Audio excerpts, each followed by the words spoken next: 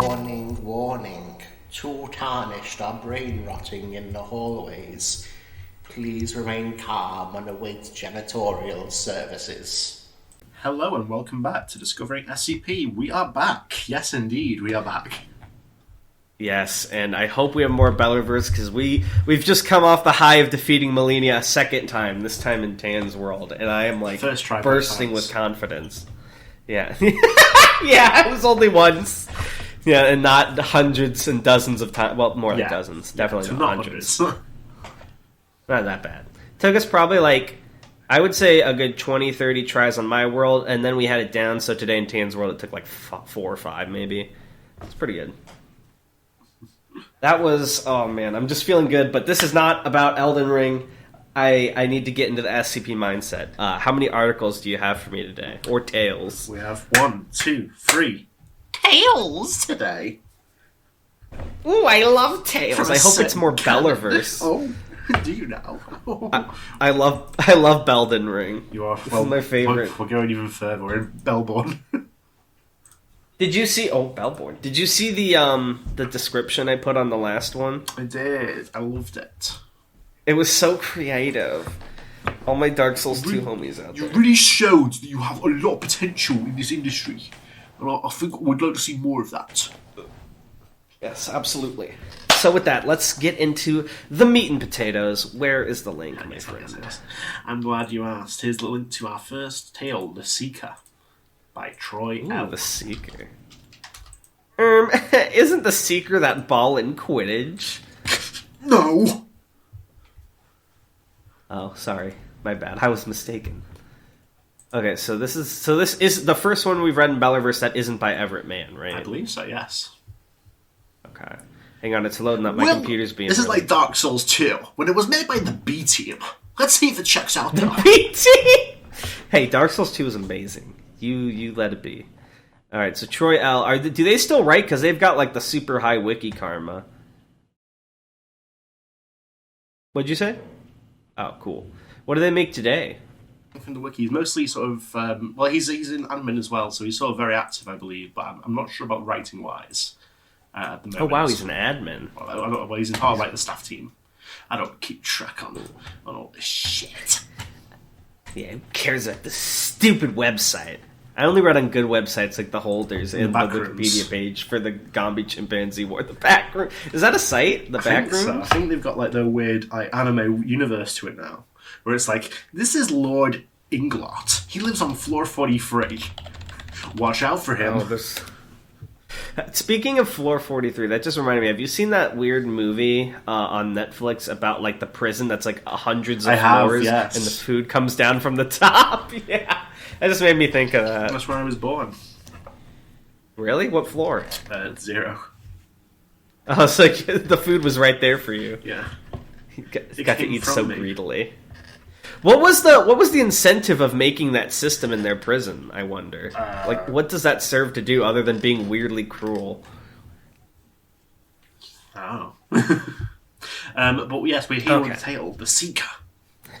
Yeah, why don't you start seeking some bitches and read this to me? Okay. Sender was blessed of old Aggie. His 7 daughters and 21 granddaughters were proof of that. But now, standing before the statue of the goddess, he couldn't help but tremble inwardly. He was, after all, going to his death.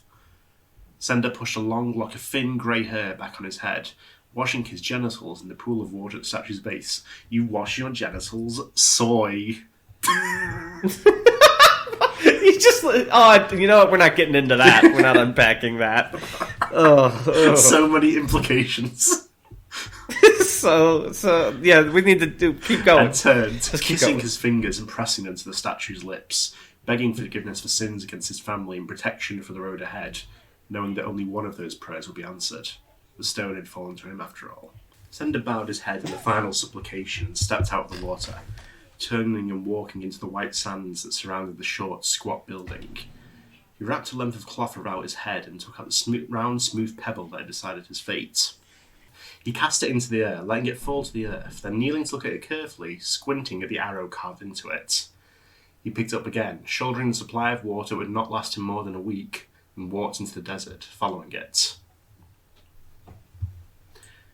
When he came upon the ruins of the first homes, these oldest ones which were now abandoned, he rested. He should have known better, especially since the ghosts of the dead are always close in the desert. But he didn't care. He was tired, his feet were blistered, and night had been upon him for hours, and he felt lonely. Sender had slept beside his wife for 38 years, and now he felt naked and cold without her warmth. He closed his eyes, trying not to listen to the voices in his head, when he heard a different one entirely. "You are old, Sender of Noma. Why do you walk this desert?" His eyes opened quickly, turning and looking, seeing a butterfly resting on the edge of the wall. He immediately leaned up, then lowered himself, his forehead touching the ground. "Lord, you honour me." The voice did not continue to speak. Sender cursed inwardly when he realised that he had not answered the question.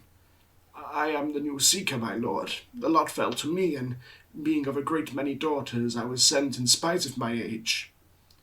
The voice was again silent, but when Sender raised his head, he saw that the butterfly had taken flight, wafting through the air like a leaf.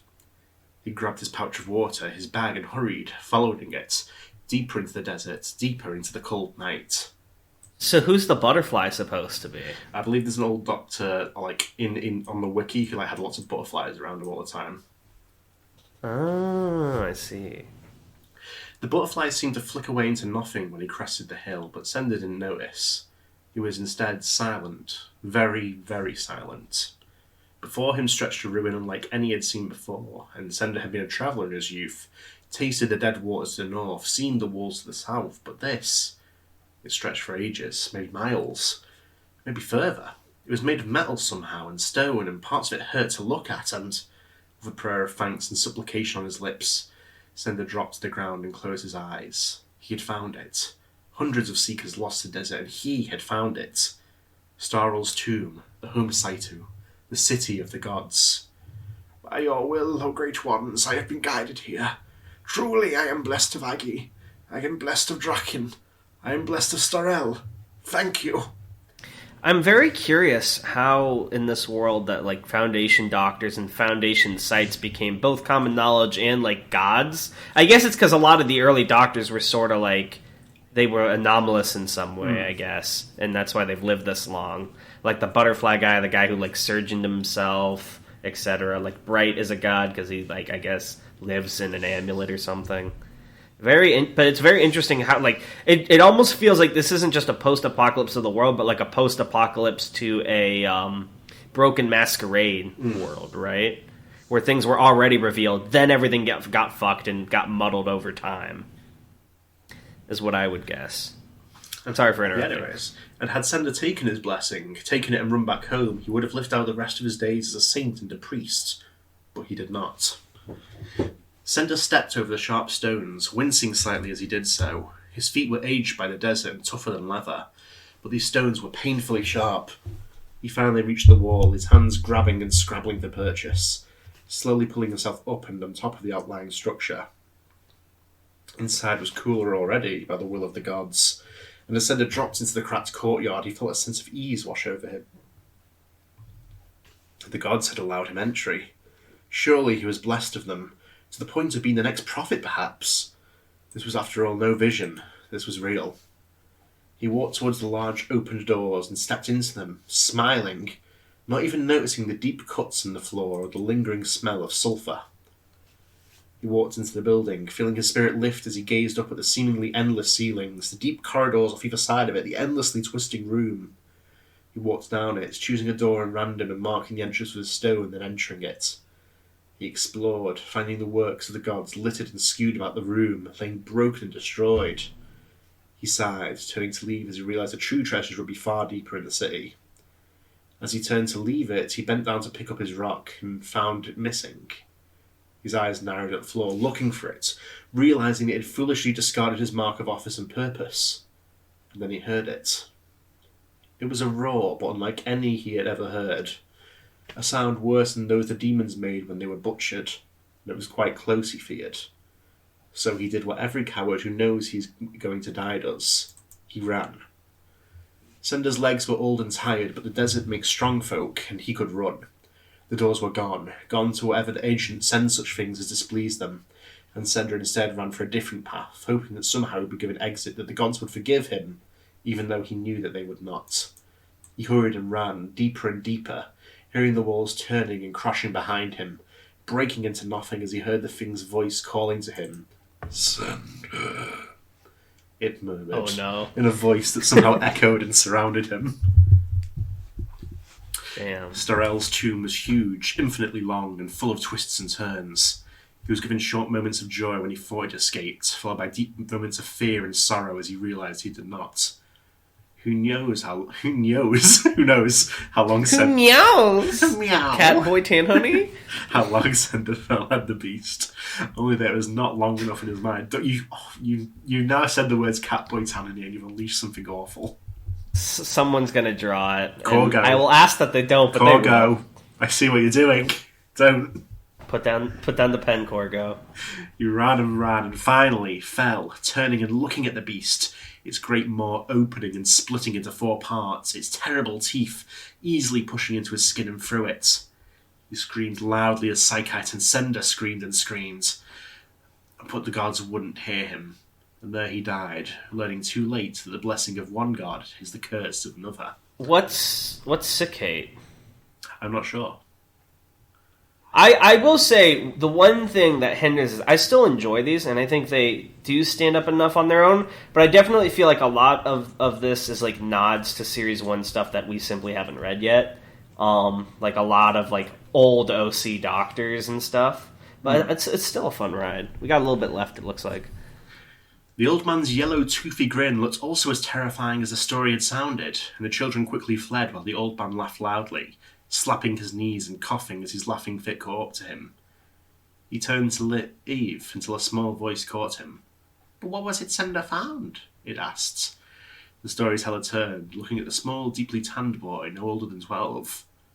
"What did he find?" the man asked. "Why, he found just what he thought he found, the Hamiltoe, the city of the gods, Starell's tomb." The little boy shifted on his feet some, licking his cracked lips. "So, was he blessed?" he asked. The old man's smile stretched across his face again. "Of course not," he said, laughing. "He was cursed. There are some secrets no one should have to discover." "But," the little boy continued, "he found the Hamiltoe. Isn't that a blessing?" The old man's eyes narrowed at the boy as he realised that the child would not be swayed. "What is your name, boy?" he asked. The boy narrowed his eyes just for a moment. "Never tell your name to one who hides his," he said. The ancient man laughed loudly. "Wise boy, follower of York, are we?" he asked, then smiled and nodded at his own question. "I am called Benadam," he said. The boy nodded. "My friends call me Roan." "Well met, Roan. Come, let me tell you a tale of York. Have you ever heard the story of the ape god Abbot and the waters of life?" he asked, turning about and walking, the boy following him quickly and hanging on to every word. So Benedam's here again. Is Benedam a character like unique to this universe, or is he also like a butchering of an older? So what we've talked about this last time. I believe it sort of is suggested that he's Cain. Okay, right. And who's York? Because that was also mentioned in the first tale. York's like the god of thieves like an and stuff. Yorick, I think, is the original character, so it became Yorick. Oh, Yorick. Okay. Yeah, I'm still having fun with this. I gave it an upvote. I'll give this like an 8 out of 10 because I don't think it stands as well on its own as the first tales we read. What I am curious, though, is the last one you showed me as well as this one, neither actually featured the Beller. Like, is it just called the Bellerverse because those were the first ones, or is there like a larger Beller narrative? I think there's a larger Beller narrative, but it's also called that because it was the first one. The setting is more of the thing in a lot of these. Because, like, I really do like the setting, but like I said, I think a lot of it's hindered by me not knowing enough, like, Site 1 OC lore, or Series 1 OC lore. But I really was invested in what was going on with the Beller and why he had a Bell to begin with. I mean, obviously, we'll read whatever articles you pick, but that was kind of the draw for me. And I think it's starting to lose me a little bit, but I'm hoping it retains the charm and comes back with these other articles you've prepped. What are your thoughts on it? I do like it as well. I think I might agree with you a little bit in that a lot of stories, like the early ones in Belverse, seem to sort of hinge on the novelty of the concept more than the strength of the individual story sometimes. Right. And that's why I actually liked Beller, because I really liked what Beller was setting up with the story, and I didn't need to know as much about Brighter Man. Your like simple descriptions of who they were was enough for me, because it still had a narrative on its own. But some of these I feel like rely too heavily on like just like knowing the foundational lore, which again, for the time, I'm not saying that's bad. Like the SCP Wiki was a different place back then. You know, that's what it was like a community of people. There weren't that many articles to read. Everyone kind of knew what was going on. But now, and you know, 8 years later, it's a whole different. 8-9 years later, it's a whole different beast. So it feels a little outdated because not everyone has that same core knowledge. Right. Only like the most popular Series 1 tales have sort of survived, if that makes sense, or articles rather. It's just a very interesting piece of history, though, and I really I'm surprised that they came up with this concept so early on in the life of SCP, because it's a pretty creative spin on it. I believe the first one we read, the first Beller, came out before Dark Souls, but after Demon Souls. So I actually wonder if it was inspired by Demon Souls, or if it really was just like a coincidence in atmosphere. Dark Souls probably inspired by Beller. Really? Yeah. Miyazaki has been a long-time SCP author. Is that real? Yes, under the name Salman Corvée. Oh, shut the fuck up. Because it's not real. Well, I actually think I wouldn't be surprised if they had some Demon Souls inspiration, but also Demon Souls was way less popular than Dark Souls, so I can't say that. Either way, it's a very cool feel, and I'm excited to see what else you prepped. So why don't you hit me with that next tale/article? Absolutely. This one is called The Word. Maybe the bird is the word. This one's by Doom Sniffer. Nice one. That's a great name, Doom Sniffer. Kind of name you come up with and try and pretend Tammany didn't write it, but in this case actually is Doom Sniffer. Yeah, I was about to check because I almost didn't believe you. The names are too good. It's a pretty good bet that I made it up. On the spot. Alright, The Word. Let's do this. I turn at the noise. Brother Ular's face peers at me from underneath the hood of his robe. Father, the whole village is here now. I think they are ready for you. My Skyrim impression there. Is that Brother Ular? I guess so. That's my Brother Ular voice. I was to be an adventurer too. No. Brother Ular is my newest disciple. He is eager and devout, but timid. I will have to teach him not to be so, if he hopes to be father when I move on. I rise from my knees, my meditations complete. I don my robe and walk out the space I have made my personal chambers. It is sparse. Inside is a bed of straw and a small table and stool. What's very interesting to me is that, I'm sorry to interrupt, is that this is in first person. Yeah. Which is already rare for SCP, but that makes me think that the identity of the narrator is going to be like the cinch of this tale. Very curious how that unravels. Yeah. A wooden plate and a crude knife sit on it. The brazier in the centre of the room warms the room. I do not need more than this to attend to my duties. I follow Brother Ular through the caverns. They were smoothed many moons ago by the people of my village into the stone halls I call my home. Torches light my way until I reach the great hall. It is a great chamber, carved from the rock by the water over many cycles. I can hear it trickling in the distance. There are many entrances to the great hall to deter those who would disturb me. The villagers come from one, and I use another. I have lived in these caverns for many years, and know all the secret pathways and traps. As I enter, the flock turns to face me, and they drop to their knees and bow. I walk through the stone teeth to my place in front of the flock. I look over them, their heads bowed. They please me, for they are loyal, and have served me well. As I stand behind the wooden altar, I raise my hands and speak to them. Rise, my children. Hear now the word. No. You have to do it again like the arise, you tarnished. Rise, my children. Hear now the word. There you go. Can you be like a crowd? Can you do a crowd voice for this? We hear the word! They intone as one Darnellish voice. In the beginning, though, were the founders. Jealous of my power were the founders when I was discovered. The founders locked me in a saitu. None could reach me or bask in my presence.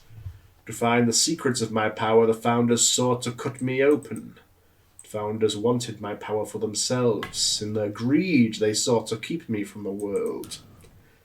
But one day, the founders failed in their task. They could not lock up the divine forever, the founders discovered. Their pride had doomed the world.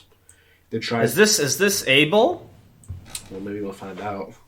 They tried to keep the ones like me under their power, and so died by the thousands of thousands. Despite their desperation, their efforts did not help them. Even as they died, they fought to control the ones like me. They tried to destroy us when they realized we would not permit them to exploit us further. Day and night the fires raged until nothing was left to burn. The few survivors looked from the ashes upon what they had wrought, and they wept. They knew they had caused their own destruction. The founders had paid the price for trying to keep those like me in chains. The survivors knew not to repeat their mistake. They knew not to keep the gods trapped for their own greed, for in every way we are their betters. In the hopes it would be a better world, they began to rebuild. They had tried to destroy me on the eve of the death of the world, and they succeeded. My body torn asunder, my pieces scattered to the sands. My pieces were lost, until one day, many moons later, the day of discovery. The first father found a piece of me, and could see my power immediately. When he saw me, he sought to revere me, for he knew godhood. He gathered more to him to rejoice in my presence. Their false gods were renounced, for even their power had not been enough to defeat me. Gaia. Oh, here we go. We got another Elden Ring moment. Gaia, the hoarder of knowledge. Draken, the destructor. Abbot, the judgmental.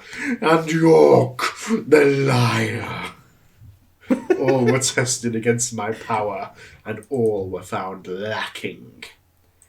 Then, after many more moons, they found another piece of myself, and the divine mission became clear at last. Handed down from father to father, the word is truth. It is an old truth, older than the world itself. I had shared the word with my flock so many times in my life. Oh no, this isn't narration now. The word filled the cavern, echoing through the spires, while my flock sat and stirred and soaked in my voice. The look on their face was one of rapture, and as I felt the power of the word flow through me, filling with radiance, I once again felt as one body with my flock. No greed... Oh, is like each piece of the flock have a piece of this god? Let's find out. No greed shall there be, no loneliness, nor fear or hatred when the mission is complete. The sins of the self shall be washed away through unity. All shall be made one through myself. All shall be at peace when they are part of the whole. I turn my back to the flock as they all rise through their seats and raise their arms in the air. There, sitting in front of me on a stone pedestal, are the pieces of myself. There is a piece of my body, my shard of jagged, twisted metal the length of my finger. Next to it is my small black screw. God. The flock and I then raise our voices in unison. I must be made whole. Is this like a new version of the Church of the Broken God? I think it is, but there's also something else that is. What is it? So, he's referring to himself in the first person a lot here. You mentioned. Yeah. There is a metal item that makes you refer to yourself in the first person, the toaster. The toaster? It's the toaster. Is it the toaster? It's not the Broken God? For a second I was like, oh my god, it's the Broken God. It's like the Broken God mythos, but they've intones it with the toaster at the centre. Oh, that's so good. So that's why he's that's like actually talking about himself like that. Yeah? That's why he's talking about himself in the first person. Okay. Upvote, I'm giving that a 12 out of 10. That's just a really creative and funny premise. Does he ever confirm this in like the discussion? How did you find that out? I think he does. Riot Gear Epsilon, May 7th, 2012 says, that fucking toaster. Oh, man. This is awesome. I think it was the first one. I'm trying to see if Yeah, I'm trying to find people I recognize in here. You never left a comment. You were not a good SCP friend. Oh, Troy L commented! I've sort of quietly watched this tale grow from afar in the thread. I like it. Good job. Wow. Good job. Very interesting. Hell yes. That was awesome. That was cool. All right, you got one more for me then? I do. I will tell you, we're at like 26 minutes. we might need to read more articles. Well, in that case, I have a gambit. We're going to read part of Gambit. Article. Because it has a lot of shit added to it. So I've got an SCP article here. We're going to read it into everything before the addendum. Okay. This Interesting. SCP-35. We haven't not finished an SCP since The Flesh That Hates, and a lot of people were mad about that. This is SCP-35 by Kane Pathos Crow. I don't give a fuck. Oh, this isn't even that long, although I wish the addendums were collapsibles. We can do this. Are the addendums, do they just not add much? I don't think so. Okay, so we'll read this, but then, is this the third article you had planned? It's not, we'll just get this one first. Item number, SCP-035, Object Class Keter. Special Containment Procedures. SCP-035 to be kept within a hermetically sealed glass case. No fewer than, it's a whole new level, no fewer than 10 centimeters, 4 inches thick. This case is to be contained within a steel, iron, and lead-shielded room at all times. I actually respect when they use, that one makes sense, I guess. Yeah. You never know if you have a British doctor in the house or not, you know? Well, no. There's ways to tell. There's blood tests. Confirm someone's British with a blood test. Is that the plot of Bloodborne? Doors are to be triple locked at all times, with the exception of allowing personnel in or out. Good to know they let you out. No fewer than two armed guards to be posted at any time. Guards must remain outside at all times and are not allowed within the containment room under any circumstances. Trained psychologists remain on site at all times. Research personnel are not to touch the SCP at any time. And the SCP must be moved to a new sealed case every 2 weeks. The previous case must be disposed of via SCP-101, as it shows no adverse reactions to SCP-35's corruption. I'm not sure what SCP-101 is. Let me have a quick look. It's a bag of holding that eats things. So it's a bag. There actually is an item like that. It's called Bag of Devouring in D&D. It's literally a bag of holding that just eats your shit. I think that's just what it is. Lamau. Anyone who comes into contact with SCP-35 when it is in possession of a host is to be given an immediate psychological evaluation. What do you think so far? We have a picture of it here. So it looks like a drama mask. Yeah. What I'm guessing it it says it corrupts the world around it, but it also if it touches someone, I guess it changes their emotions. I don't know what's going on with this thing. It's funny because the item seems so straightforward, but for once, I'm not quite sure what's going on or if there's multiple things going on. It's a sad-looking mask, though. Yeah, I imagine it attaches to you and fucks up the way you think or something, or changes your emotions. I don't know. I'm very curious about these secretions and corruption, though. Let's find out. Description. SCP-35 appears to be a white porcelain comedy mask, though at times it will change to tragedy. In these events, all existing visual records, such as photographs, video footage, even illustrations of the SCP, automatically change to reflect its new appearance. Oh, that's cool, because the image implies that as we're reading this, it's in tragedy. I want to tell you right something. Now. I think, this is with the old image, I don't know if they still have the new one. It's randomly decided when you open the article which one you get. Really? Let me try refreshing. I've tried a couple of times, it's not been working, so I'm not sure if it still does that. Oh well. A highly corrosive and degenerative viscous liquid constantly seeps from the eye and mouth holes of the SCP.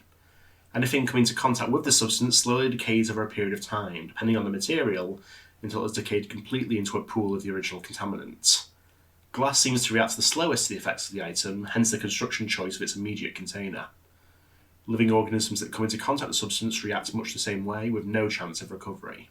Origin of the liquid is unknown. Liquid is only visible from the front and does not emerge or is even visible from the other side. Subjects within 1.5 to 2 meters, 5 to 6 feet of the SCP. That's 5 to 6 feet. Or in visual contact with, I just told them, experience a strong urge to put it on.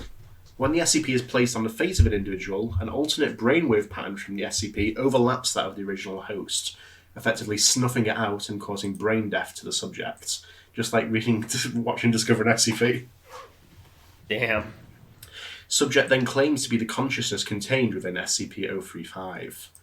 The bodies of possessed subjects decay at a highly accelerated rate, eventually becoming little more than mummified corpses. Nevertheless, the SCP has demonstrated the ability to remain cognitive control of a body experiencing severe structural damage, even if the subject's body literally decays to the point where motion is not mechanically possible. No effect is found to be had when placed on the face of an animal. Really? Okay, so this is like something innately human. Very interesting. Conversations with the SCP have proven to be informative. Researchers have learned various details about other SCP objects and history in general, as the SCP claims to have been at many momentous events. It displays a highly intelligent and charismatic personality, being both amenable and flattering to all those who speak with it. It is scored in the 99th percentile on all intelligence and aptitude tests administered to it, and appears to have a photographic memory. It's so smart. Imagine you have like this mythical being in your like lab, and you're like, I'm gonna give it an IQ test. Simplicity itself. Let's see if you can match my atheist levels. However, psychological analysis discovered the SCP to possess a highly manipulative nature, capable of forcing sudden and profound changes to interviewers' psychological states. It is proven to be highly sadistic, prompting some to commit suicide and transforming others into near mindless servants with linguistic persuasion alone. How does that work? Just don't listen, bro. Just cover your ears. What is this, Mandela catalog? SCP-35 has stated that it has intimate knowledge of the workings of the human mind and implied that it could change anyone's views if given enough time. Oh my god! It's literally like a debate me bro fucking guy. But anomalous. I'm actually quite a debater myself, Dragon. Oh god. This guy's a coach. That's so... That made this go from like an interesting and funny to like a... I'm not going to say it's bad or anything. Obviously it was a different era. Yeah. I mean, like, there's a lot more attention than there would be nowadays to how badass it is. Yeah. I'm not gonna like say it's. I'm not gonna say it's like problematic or anything, but it definitely like did not age well. That's really funny. Yeah, that definitely totally went 180 in that last paragraph. I'll give this one a 6 out of 10. It doesn't really have like it starts off really intriguing, and I really like that picture thing if we could get it to work. But then it just like quickly becomes like, oh, I'm just a super smart intellectual that with my words alone can destroy your mind. And it's like, it kind of feels Reddit-y. Please. Yeah, but again, like you said, product of its time. I'm not trying to judge the author and be like, oh, it's objectively It's a classic. bad. It's a classic. You gotta be nice. Yeah. But I definitely, I don't know. It lost me towards the end there. And we aren't reading the addendums either. So I'll give it like a 6 out of 10. Play it safe. And I will not upvote or downvote it. I'll just let it be. But yes, now with that done, we have our next article. Well, what are your thoughts, homie? I like it well enough. I like something I think I've said before in regards to a lot of these early articles is they feel more like character prompts to be used then in other stuff in more interesting ways.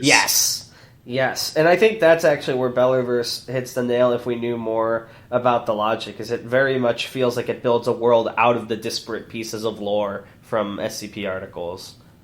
Exactly. Because if you think about it, and I'm a little soul-sprained right now, but if you think about it, you kind of examine the world of the SCP Wiki in the same way that Dark Souls lore works, with item descriptions, where you get pieces... Well, not nowadays, actually, because nowadays I feel like most articles or tales are like very elaborate and narrative, but in the past it was like you got little pieces and glimpses of lore. And that was the whole thing with 173, right? That Kickstarter, it was like the implications of a site and D-class and stuff. Yeah. And then you can use those pieces of lore to sort of build a wider world, which I think is what makes early SCP so endearing, is like slowly like, oh, what's this new group? Oh, this group does this, I recognize them, is like the fun of sort of discovering the world for the first time. And I think that's how most people get into SCP nowadays still, like through videos and stuff, like going through that early. And I'll say, as someone who experienced that when we started the podcast, it was very magical in those early days. And that's not to say new SCP's bad, far from it, but it doesn't have quite that same feel, because now it's like everyone has a standard knowledge of the universe works. Things are a lot more narrative and direct and like contain stories. There's a lot of assumptions of things you already know, like the foundation of the class. Yeah. But that's definitely part of that early charm, so I give it that. But yes, you said you had one more article for us, the original third. This one is called Addressing the Second by Grand Ender. Grand Ender, that's a cool last name. Hello, Grand Ender. I hope you're watching this. Oh, this is a short one. We're going to have to do another article still. We've got a comment reading still. Yeah, I know, but... Alright. Lord Hubris sits opposite Lord Wisdom. He is of the type Qatar, and his symbol is the crown. To his right is the unknowable, which is invisible and colourless to only him, as he refuses to look upon it. To his left is the courageous, which is always a thorn in his side, as he refuses to concern himself with it. Betwixt he and the wise are the needy and unworthy, and he spits upon them with his belly's acid, because he believes he is above them. The Davites tell us that he will never die, for their book's end does not include him. Believe or disbelieve them as you wish. So what I'm wondering right now is, is Lord Hubris... originally I thought this was an allegory, but the more they go on, is, Lord Hubris actually a person? I think it's actually a person there, yeah. Lord Hubris is of great cunning. It's said that with enough time he could always sway the Council of Equity into his favour. His strength is like that of 100 men, but he never need exercise it, for his voice is his greatest weapon. He appeals to the hearts of man, so that in the depths of battle they will switch to his side. The face of Lord Hubris is unassailable, for to look into his eyes and hear his voice sways his enemy's allegiance. Lord Hubris is deceptive and manipulative, and only Lord Wisdom is perfectly immune to his tricks. Despite that he is always able to be on the side of the betrayer, and that he is always able to persuade the doubts of the knowledgeable, he is unable to change the opinion of the wise. Lord Hubris is of great endurance. It's said that if he can be cut in twain, his headless half will come alive to struggle with him. When in combat, even as his mortal foes strike blades into his flesh, he shrugs them off and speaks to them. Even when there are those who are particularly stubborn, the waves of his claws will steal their fates away from them. Lord Hubris boasts that of all SP that are able, none can beat him in battle, for he will outlast them always. His opposition to the wise is unending and unyielding, for he believes the Deva that he will live forever. He believes he can sully Lord Wisdom's reputation, such that the other 10 members of the council turn against Lord Wisdom, and grant Lord Hubris his victory. Stirrell laments. Lord Hubris has the face of a ghost but made with stone. It is like the whiteness of salt but as hard as rock. He does not speak on his mouth, for his words pierce into the minds of those he is speaking to. It is said that the only time Lord Hubris changes his expression are in the memories of those who have spoken to him. The neck of Lord Hubris... Oh, wait a minute. Is Lord Hubris this mask? Oh, I can say. The neck of Lord Hubris is long and sinewy, so his face may always look into the face of that which he is speaking to. Lord Hubris sheds blasphemies from his skin like sweat, and so to keep his face far from his body muffles the whispers of disgust. His talons are innumerable and smeared with the flesh of those who did not follow him, as he is a wrathful lord. His spit is black blood, and those who touch it are burned by it, and when enraged, the drool of Lord Hubris is said to come alive, and form words in the drops it leaves on the ground. Our elders Twilight have told us that Lord Hubris has existed always, but has not always been as he is today. In a time long before ours, he was instead two things, but have since become one. A visage made of porcelain, worn by the ancient I Tarask. assume that's porcelain. Yeah. And we can see we visited that, it's 035, and hovering Tarask is 682. So wait a minute, he combined with 682? Yeah, so he possessed him. Oh, Qatar is Keter. Yeah. So wait, but they mentioned there's a council. So who's immune to him? Who would Lord Wisdom be that's immune to 682/035? So that's funny. Like, the Foundation had a council, but now there's a council made of, former anomalies? It seems so. The Council of Evil. That's actually... that's very funny and comical. I'll give that a 10 out of 10 in an upvote. I'm very curious where that goes. Is this ever followed up on, or is this just a one-off? I think this is a one-off for now, but I would love to see this followed up on. This was made in 2012 by Grand Ender, last edited in 2021. It had 682 added as a tag by UE, our good friend. Why don't you follow up on this, Tan? You're an SCP author. Right. Actually, are there any modern Bellerverse articles, or is this like an old? I think there's been a bit of a revival recently. That's poggers. I would love to see your take on Bellerverse, especially after you've played Elden Ring. And for this week's I would love to see what you come viewers, up with. Tell us what build you would use to face Lord Hubris. Yeah. What's your stat spread, bro? Personally, I would stick with good old Sorcerer, hit him with the combination. For phase 2, the mask comes off and 682 is in control. Yeah. He takes the mask off and crushes it under his foot. Like fucking Godfrey taking out Suresh. Yeah. He's like, I fight you now as a Keter. Bah. No, it's like the mask is talking, it's like gloating, and then you just hear behind it, disgusting. It like peels it off. Wait, that's actually such a good boss intro scene though for like phase 2, and he crushes it. He's like, I don't need intelligence to fight you, I'll simply use my raw warrior instinct. And he's just like constantly transforming as you fight him in the second phase. Oh, I really want like a Bellerverse Souls-like game now, even if it's just like a short little story where you fight like SCPs in an action RPG. Oh, that's so cool. Make it happen, somebody. Oh, man. I love this. Okay. So, you sure we don't have any more articles? Because even with comment reading, I think this is going to be a shorter one. I don't have any on hand, but... Why don't you browse the tag for a little bit? See if you can find something for me. Uncle Nicolini visited this one as well. Yeah, I'm very much liking the Bellerverse. I like returning to the charm of Series 1, because I think there's something special about it that a lot of people... I don't know, I feel like people are very extreme on their opinions in Series 1. It's often either like, this is the only good series, which is an insane take, or it's like, Series 1 just coasts on the fact that it was the first, and it's only the new SCPs that are good. But really, I think it's got like its own distinct charm, and it's not like the best or the worst or anything. But it's got a different vibe, you know? I said that, but the ones that are left sort of very much rely on knowledge of things we haven't done yet, so I can't do that one. Oh, yeah. Okay. So, but are we going to continue Bellerverse next episode? Well, maybe not next episode, because, as I said, we're going to need to do some other stuff, but maybe we'll... Do you want us to do one of our guests? Because I know we had that one for the... Yeah, that'd be good. Okay, yeah. For the end episode, I think. Alright, well, let's read some comments. Let me pop open the YouTube. God, I really love this setting. I want to see more done with it. Guys, tell us your favorite Bellerverse articles. Just give, like, the link, and maybe we'll read those at some point. Maybe write your own Bellerverse article. We'll read it on the podcast. Ooh! I promise, Smile. Ooh, that would be cool. That maybe, because WriterBot Con Festival's coming up soon. Maybe we could do like a Bellerverse theme, or like we pick a canon, or like that might be a cool thing to do. Is like it doesn't even have to be Bellerverse, but maybe like pick a theme and like I don't know why we're like insisting on doing this annually either. We could just like do it. It's not even a tradition yet. We've done it once. No, we've done it twice. This would be the third time this year. Oh. Yeah, we did it in 2020. We did it in 2021, and this will be our third time. Where people like send in drafts and we read them. The second time was a lot bigger because we advertised on the SCP Declassified.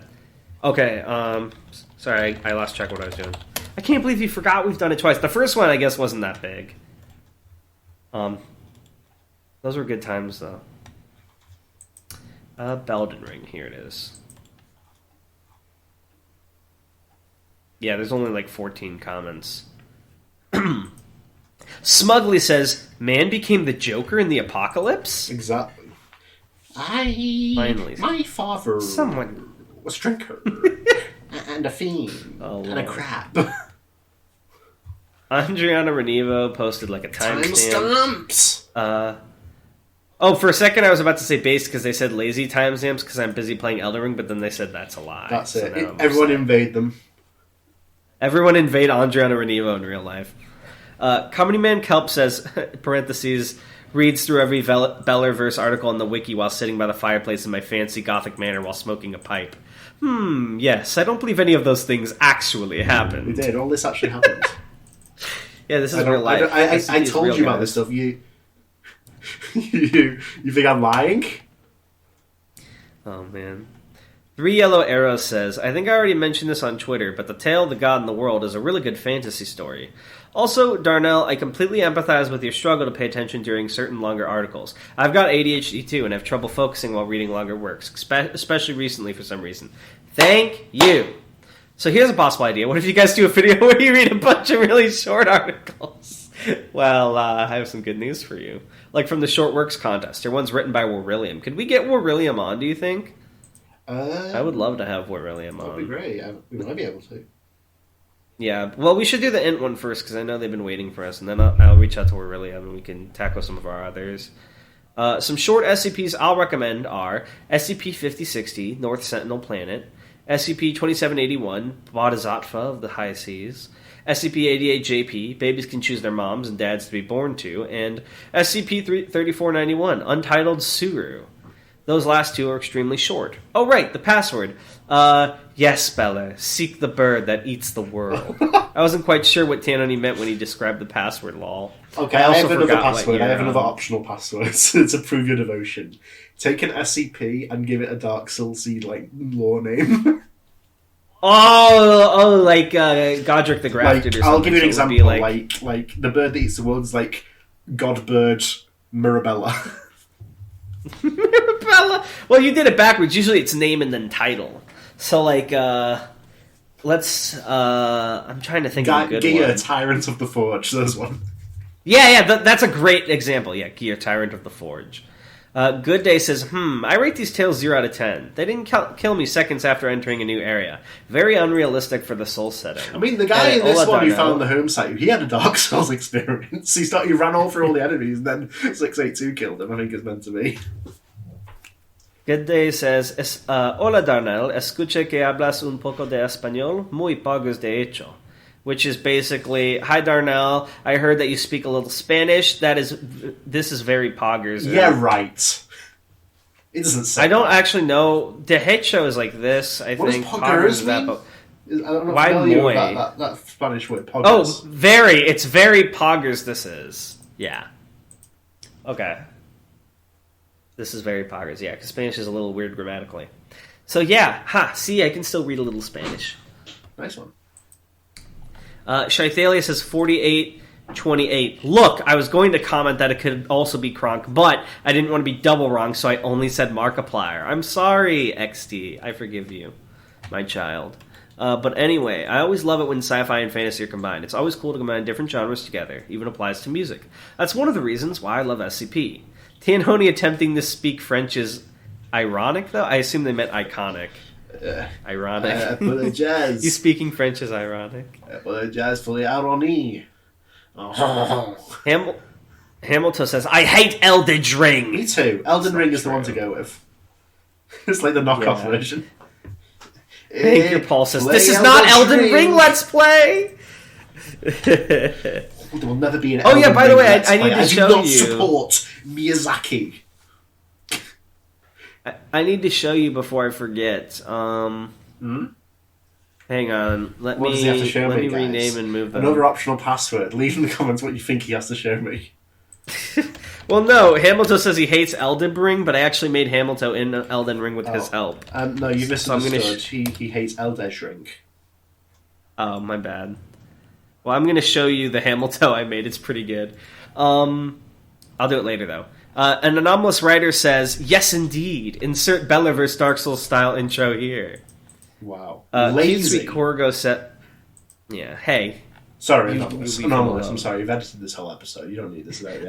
Anomalous edits you out of reality. Your going away sound? Like a clown honk? That was me screaming and cough. Cute sweet Corgo, my beloved spouse, from whom I adore, says, love the energy in this video. Oh my gods. The way Tan said, they not! I'm drawing that. Hold on. Edit, hope you had a good one, Darnell Uwu. Edit, get me on. I will talk with you about Muzazi's huge chest. Edit, Wu Ming, bruh. I don't know how to Dark Souls him, Sawi. This is just an Aetheral Space fan comment, which is kind of based. Very confused. Guare Fernandez Emil says, an episode about the Bellerverse? I've heard good things about it, but so far read none of them. So this episode's going to be interesting. Also, fun fact, the Dark Souls feel you keep mentioning was a total coincidente. The first tale you read on the Bellerverse came out in January 2010, while Dark Souls wasn't released till September 2011. And by the way, I just started with Aetheral Space, and I must say that anyone who currently doesn't read it should do it. This is how to become one of Tanhoni's chosen children. You. This is when I snarkily pointed out that Demon Souls came out in 2009. But still, Demon Souls was not nearly as popular as the Dark Souls series, so I could totally see this being pure coincidence and very cool. JTKC says, Bellerverse, more like Ballinverse. All the wacky SCP people play basketball. Atheist Bellerverse be like, until the science returns. I mean, isn't that kind of what they're already doing? Oh, please, bring back the Saitus. What's so special about this home Saitu? Well, it's like what site is the home site? I think it's like Site 19. What's so special about Site 19 other than it being like the first one? I think a part of the lore is like that humanity sort of ended, and then they all came out of the survivors came out of Site 19 and repopulated and everything. It's like work humanity. Why didn't they just? Why wouldn't they just stay in the place with all the tech instead of wandering the desert? I don't know. Maybe something chased them out. Maybe 6A2 with the mask on. But here's the interesting thing. The mask specifically states that it doesn't work on animals, which further implies that 682 is some kind of human, which I think links with your lore on 5000 about, like, people hatching into something similar to 682. Maybe not. Yeah, well, that's interesting perspective. It is, I mean, it was literally like it does not work on animals, but it works on 6A2. So clearly something's going on. I'm very, very curious. When are you going to reveal that about 5000, by the way? Can't you just tell us? I already have. 6000's already out? Oh, wait. What was it? I'm not going to tell you where I revealed it. What were people hatching into? Are you kidding me? Can you just tell me what people hatched into? I cannot. I'm sorry. Why? When will it be revealed? When I feel like it.